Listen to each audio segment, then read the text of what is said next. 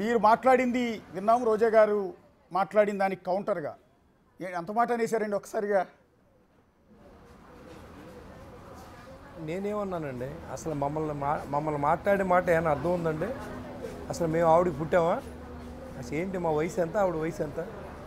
ఈయన గాలికి, మేమైతే గాలికి నెక్కలేదు. ఓ మున్సిపల్ కౌన్సిలర్గా, మున్సిపల్ చైర్మన్గా, ఒకసారి ఎమ్మెల్యే పోటీ చేసి ఓడిపోయి ప్రజల్లో ఉండి ఉన్న ఆస్తులు అమ్ముకుని ఇవాళ మళ్ళీ ఎమ్మెల్యే అయితే వీళ్ళతో మాట్లాడిపించుకుంటాక మేము నెగ్గామండి.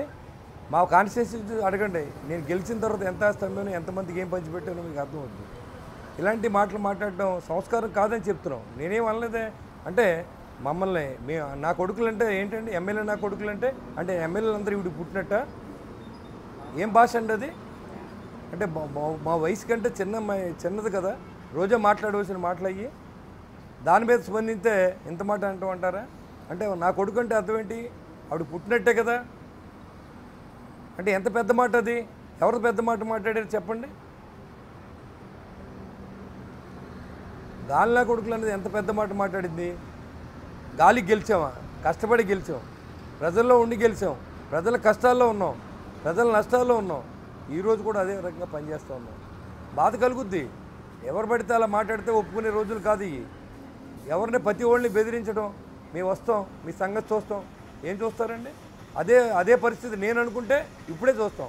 కానీ మన ప్రజల్ని గెలిపించింది సంగతులు చూడడానిక, ప్రజలకు సేవ చేయడానిక అనేది ప్రజలు కూడా ఆలోచించేయాలి. ఇవాళ నేను మాట్లాడింది ఒకటే చెప్తున్నా. ప్రజలు మంచి చేసినా మంచి అని చెప్పకపోతే రోడ్లెక్కి మాట్లాడుతున్న జగన్మోహన్ రెడ్డి బ్యాచ్కి ఏం చెప్పాలి? కులాలను విడదీస్తూ ఉన్నారు, మతాలు విడదీస్తూ ఉన్నారు, కాపులతో మీటింగ్ పెట్టిస్తాడు, కాపులతో పవన్ కళ్యాణ్ గారు తిట్టిస్తారు, కాపులతో చంద్రబాబు నాయుడు గారు తిట్టిస్తారు. ఏంటి, ఎలాంటి ఇండికేషన్ అండి ఇది? ఇది రాష్ట్రం పాడైంది. రాష్ట్రం గురించి కలిసి పనిచేయాలి, రాష్ట్రంలో ప్రజలకు న్యాయం చేయాలి అనే ఉద్దేశంతో అన్ని పార్టీలు కలిసాం. ఖచ్చితంగా రాష్ట్ర ప్రజల కోసమే మనం పనిచేస్తాం.